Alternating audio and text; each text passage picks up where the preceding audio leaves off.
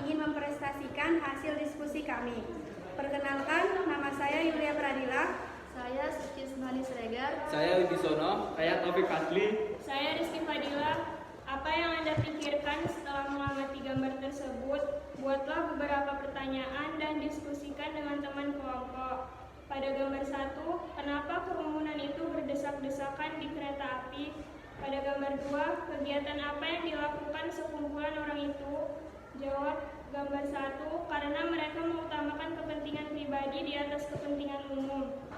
Jawaban nomor 2, melakukan kegiatan baris berbaris, menerapkan sikap disiplin, solidaritas, dan lain-lain. Coba cari informasi mengenai ragam kelompokan sosial di masyarakat. Pada gambar 1, termasuk kelompok telah teratur karena dilakukan secara tiba-tiba. Pada gambar 2, termasuk kelompok teratur, masuk dalam kelompok in-group karena mempunyai perasaan dekat dengan anggota kelompoknya. Buatlah kesimpulan. Jadi ini adalah bentuk dan jenis kelompok kepentingan masyarakat yang dimana terjadi antar dua kelompok yang berbeda, yaitu kelompok tidak teratur dan kelompok teratur. Walaupun terdapat perbedaan, tapi inilah jenis kelompok masyarakat. Kegiatan 1.7, analisis fenomena sosial. Kesimpulan, kelompok in-group merupakan kelompok sosial yang dijadikan tempat oleh individu-individunya untuk mengidentifikasikan dirinya.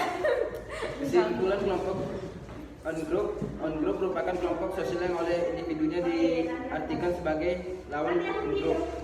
Identifikasi ciri-ciri in-group didasarkan oleh faktor sifat simpati, persahabatan tinggi.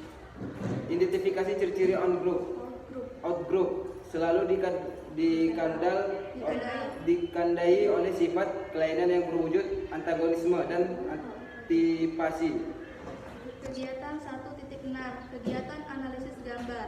Apa yang Anda pikirkan setelah mengamati gambar tersebut? Jawab. Kedua gambar tersebut adalah contoh dari kelompok primer dan kelompok sekunder. 3. Manakah dari kedua gambar tersebut bagian dari kelompok sosial primer dan kelompok sosial sekunder? Jawab. Kelompok sosial primer ada pada gambar 1. Kelompok sosial primer anggotanya bisa mengenal secara pribadi, contohnya teman, kerabat, dan keluarga. Kelompok sosial sekunder ada pada gambar 2. Kelompok sekunder adalah kelompok yang memiliki jumlah anggota besar, tidak saling mengenal, dan interaksi di dalamnya tidak secara langsung. Contohnya organisasi, sekolah, dan lingkungan kerja. 4. Carilah di berbagai sumber mengenai ciri-ciri kelompok sosial dan sekunder.